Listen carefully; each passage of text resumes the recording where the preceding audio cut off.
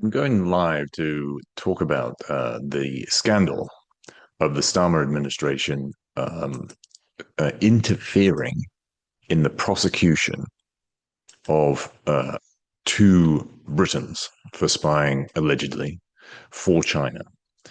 Now, this scandal has been going on for a week and a half now, since anonymous sources claimed that the National Security Advisor um, called an extraordinary meeting which then decided that the government could no longer testify as to China's threat in that prosecution.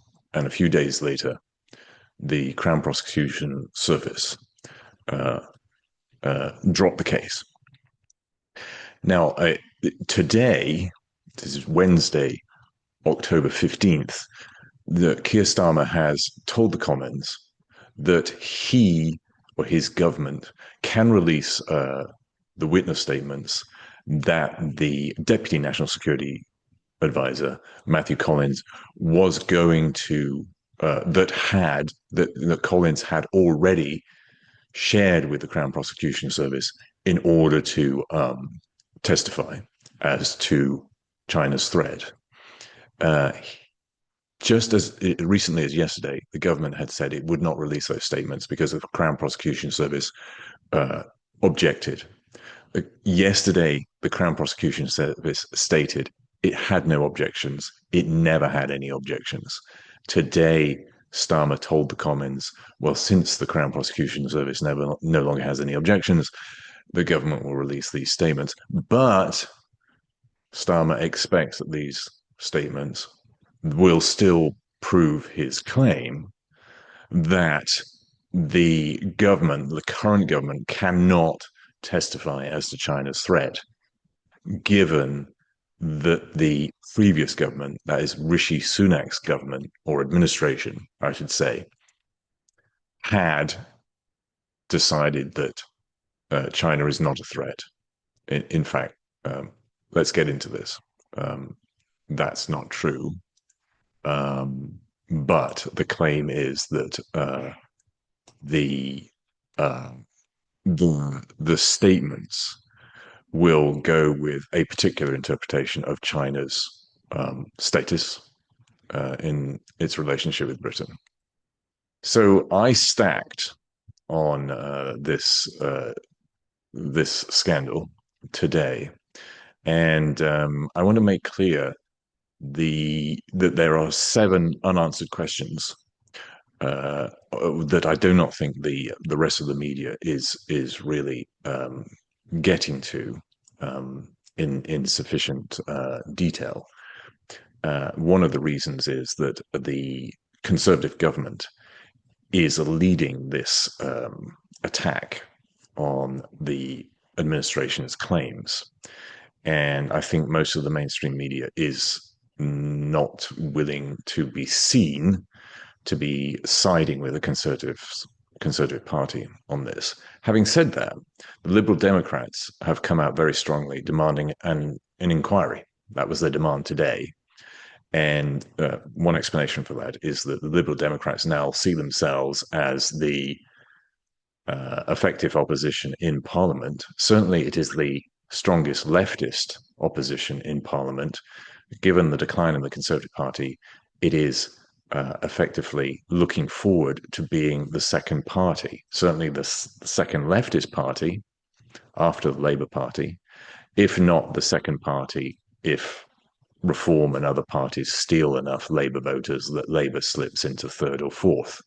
And His Majesty's opposition, which is the Conservative Party currently, is likely to be third or fourth. Right, so the Liberal Democrats are seeing a lot of self-interest in bringing down the Labour administration. So that's why Liberal Democrats are getting behind something which otherwise they would not care to align with the Conservatives on. So, as I said, one of the 7 questions that is still unanswered is this issue of what is in the witness statements that the government was going to, that has 3 times provided to the Crown Prosecution Service in previous hearings, so procedural hearings rather than the final hearing, and would have written into a fourth witness statement if the Crown Prosecution Service had not dropped the case, allegedly because the government decided its statement could not define China as a threat. Now, that is another unanswered question. Why does the government pretend that it needs to define China as a threat in order to prosecute this case? So let's go through these 7 questions so that the audience understands these. This is how I stacked. These are the same questions I stacked today. And let me explain them in the context of what happened in the comments, particularly today. Right. So the first thing is this issue is, why is the government denying China's status as a threat, its official status as a threat? Right. To be clear, what Starmer's administration is saying, that it cannot testify that China is a threat, given that the previous administration downgraded China from as a threat to a challenge. However, the government doesn't need to define China as a threat to make this case. And that'll be the second question. So just bear that in mind. I acknowledge that's an additional issue. But with this first question, I just want to focus on why the government is denying that China is a threat, or that it actually, to be more precise, why is it denying that it can officially declare China as a threat in the years where the alleged espionage went on, 2021 to 2023, when the arrests were made. So Starmer said his government suddenly, more than a year into its term, suddenly cannot has suddenly decided, let's phrase it like this, has suddenly decided or discovered, I don't know how to phrase it.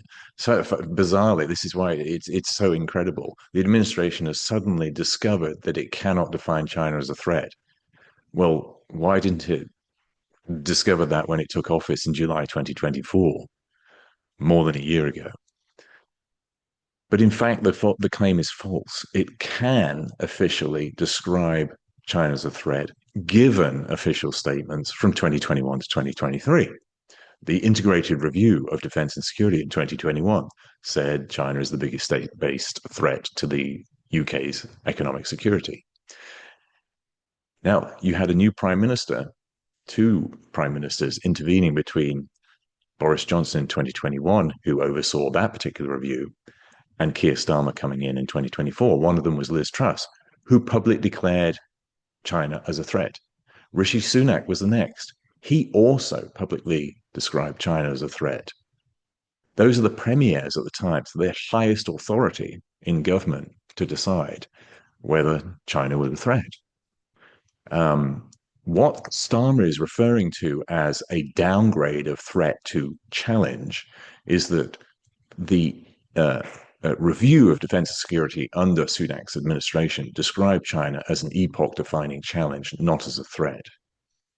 It also says that China has engaged in both espionage and interference in the UK, and surely that could have been testified by the current government to the court to say espionage by the 2 accused Britons is causing harm.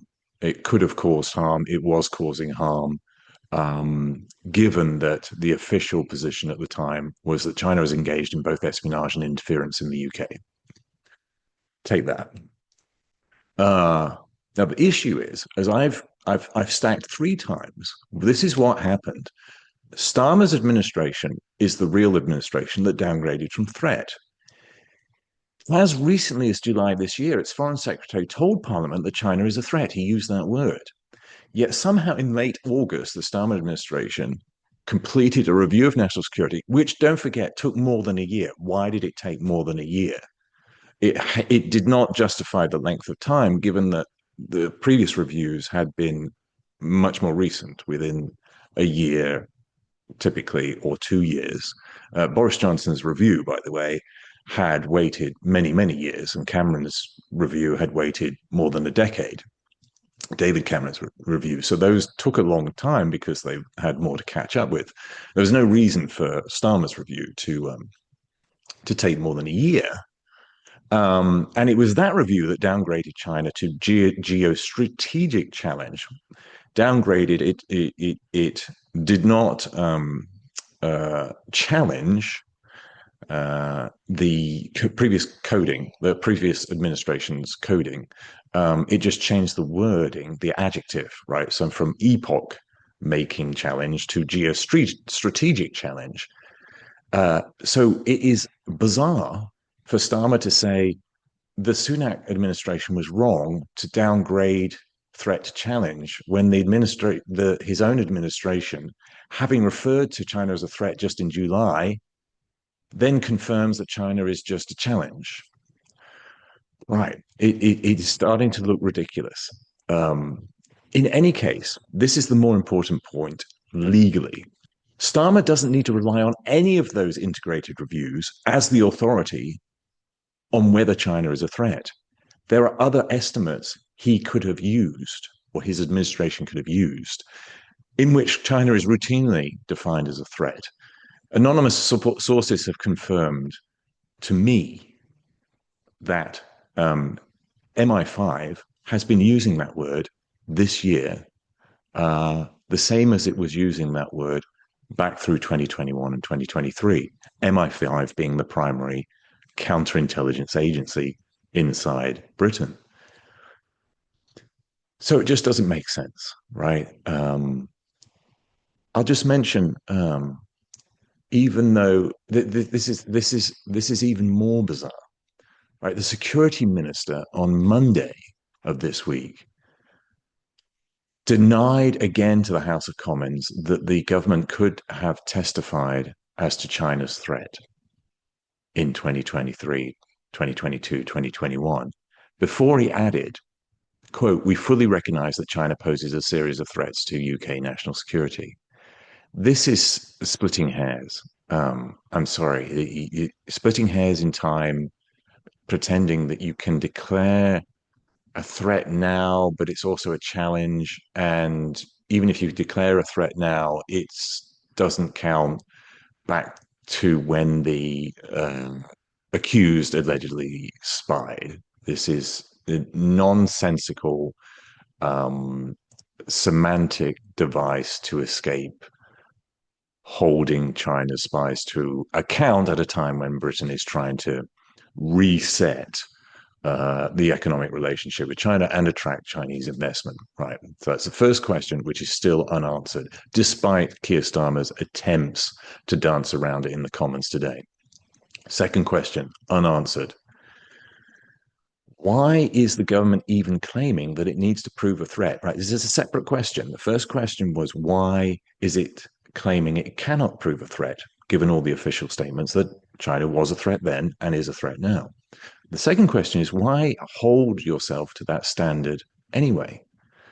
Well, what Starmer pretends, and his security minister, Dan Jarvis, is that the government needs to prove China's threat in order to meet the standard for what the Official Secrets Act considers spying. But the word threat doesn't appear in that act. Spying is characterized as something that's useful to an enemy. That term is archaic. There is no need for the prosecutors to prove that China is an enemy. An enemy is a term which, with legal implications, it means you are at war with that state. It is your enemy.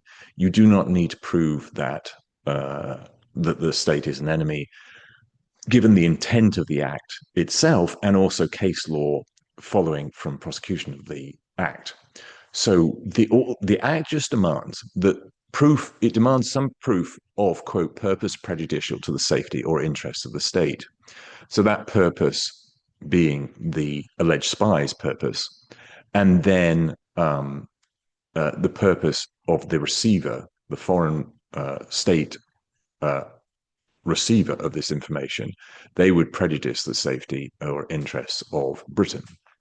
Both of those things seem to be easy to prove, given official statements about China's interests in spying in Britain.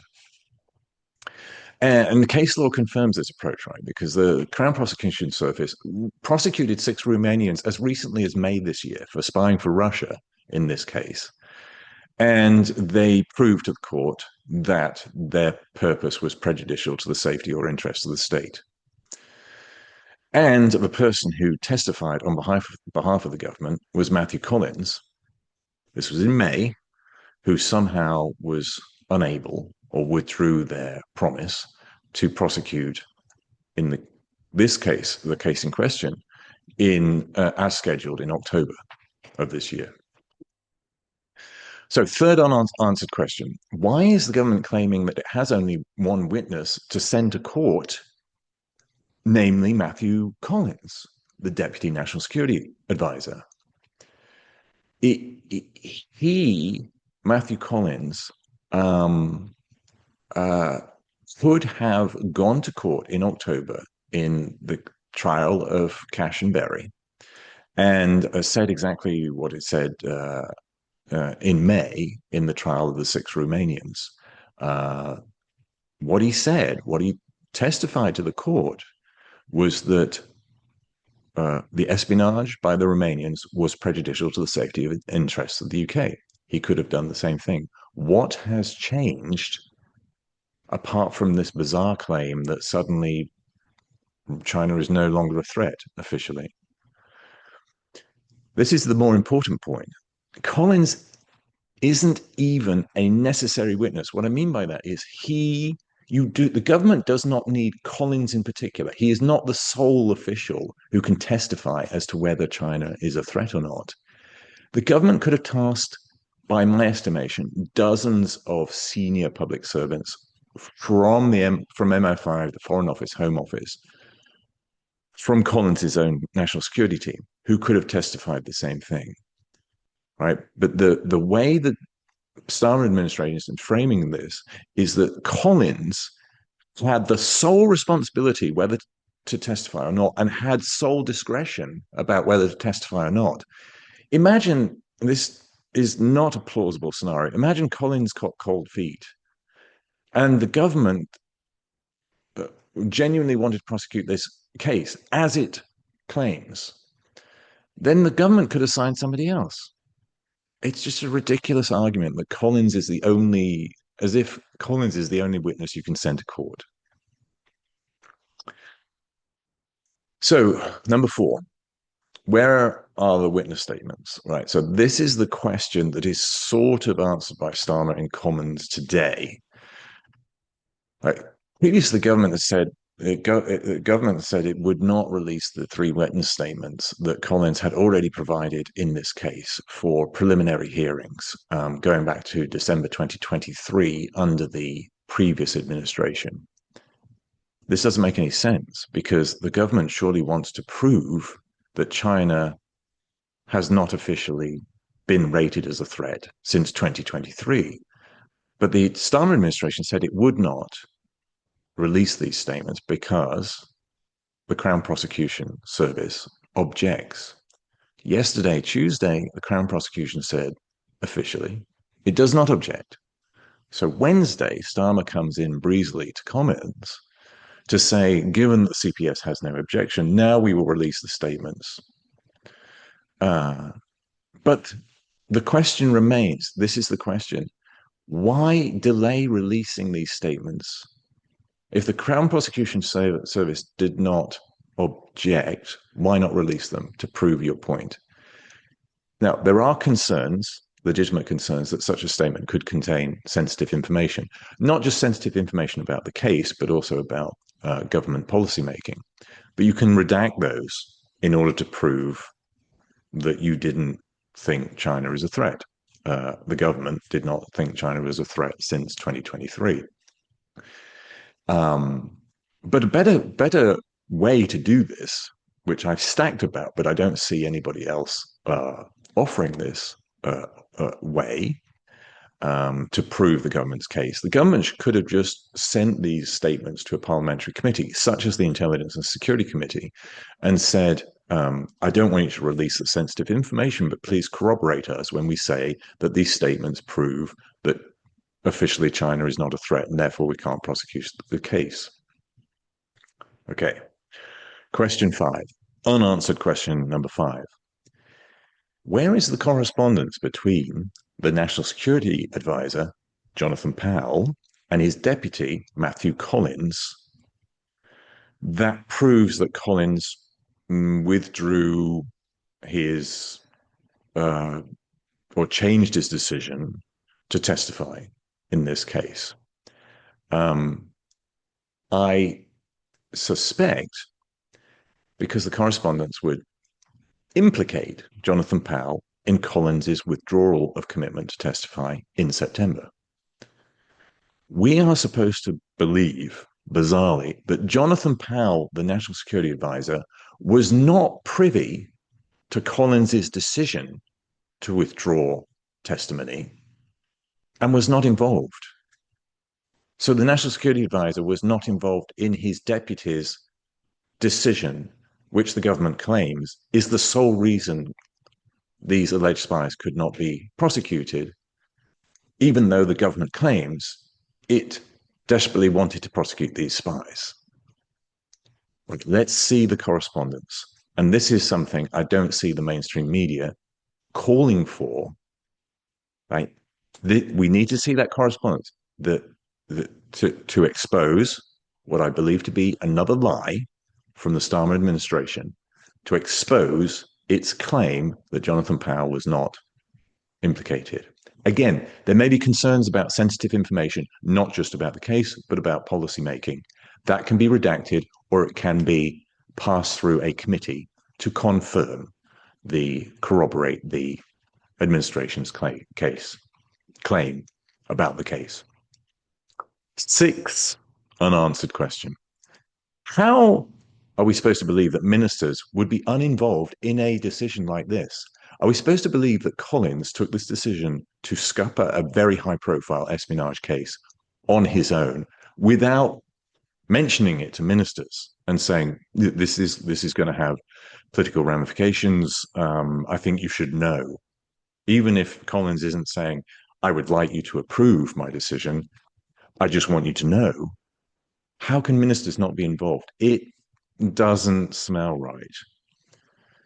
Now, the government has confirmed in the form first of the Security Minister, Dan Jarvis, in Commons, that its position is the decision not to proceed with this prosecution is an independent one for the CPS, and that Collins did not discuss his decision with any ministers. And today, Wednesday, Starmer told the Commons exactly that. Collins made this decision on his own without consulting ministers. Right. If that were true, ministers have a problem of oversight. Either Collins is hiding his decision from ministers, but if that were true, ministers could intervene and change his mind, or, like I said earlier, could have appointed another official to testify to the court other than Collins. Collins is not the only one qualified to testify as to China's status. So, what I confirm, there's only 2 possibilities left. Either ministers are incompetent, they weren't involved in a decision they should have known about and should have taken an interest in, or, and this is my likelier interpretation, probabilistic interpretation, ministers are complicit in this decision, but they influence the decision verbally without leaving any documentary evidence. Bear in mind that Dan Jarvis could have chaired the meeting that was supposedly, according to anonymous sources, chaired by Jonathan Powell, when Powell made a decision, somehow without ministerial oversight, that the government could not testify as to China's threat. Jarvis could have chaired that meeting. Any minister, in fact, appointed by the Prime Minister, could have chaired that meeting. More importantly, The Prime Minister himself, Keir Starmer, could have chaired that meeting. Starmer is the ultimate chair of the National Security Council. Given the seriousness of the allegations and his plan to visit China next year, and the fact that he was director of the Crown Prosecution Service, wouldn't he take an interest in that decision personally? For me, the government's claim that ministers were not involved is evidence, although it's not proof, that ministers had prejudiced the meeting verbally with intent to avoid documentary evidence, so that they can claim the decision was made without ministerial involvement. However, that still leaves eyewitnesses, right? Who else, other than these anonymous sources, is going to blow the whistle on verbal influence on this decision by ministers who are currently claiming they had no involvement? All right, seventh, final, unanswered question. How are we supposed to believe that this administration, which is so keen on resetting China's economic relationship with Britain and is pursuing Chinese investment partly to help alleviate this administration's damage to the economy, how can they be pursuing this economic reset and at the same time claim to be absolutely determined to prosecute China's spies? Dan Jarvis said ministers did not take advice or cite on the information prepared for the case. That's what he said on Tuesday. However, it's Monday and Tuesday. He repeated himself on Tuesday. However, in his prepared statement is this interesting paragraph. He said, quote, "China poses a series of threats. We must be alive to the fact that China does present us with opportunities." By the way, and pause in the quote. That paraphrases language that goes back to the David Cameron administration. So this trade-off that you get in this sentence between economic opportunities in China versus countering threats from China, there's a trade-off there. We don't want to upset China by defending ourselves because we might have economic consequences. So there's a trade-off, if you like, between economic security and physical security, national security. However, that's not a perfect trade-off, because you may think that you are providing for Britain's economic security by enabling Chinese investment, but at the same time, you're permitting Chinese espionage, which is very focused on economic secrets, such as patents, and intellectual property in general, and also production techniques, stuff like that. So, continue this quote. Dan Jarvis said, "We must be alive to the fact that China does present us with opportunities. If we were to follow the approach of the party opposite, meaning the Conservative Party, to ignore China and to refuse to engage with China, that is what would undermine our national security." There you go. That's that trade-off. It seems that the Starmer administration, and I'm not saying it's peculiar to the Starmer administration, administrations going back to David Cameron have definitely pandered to China for economic reasons. There's a bias that I think has shifted too much towards Chinese investment instead of national security. That's the motive for government to interfere in the prosecution of China's spies in return for China's investment. And these are the 7 questions I want to see the mainstream media spend more time on. Stay tuned.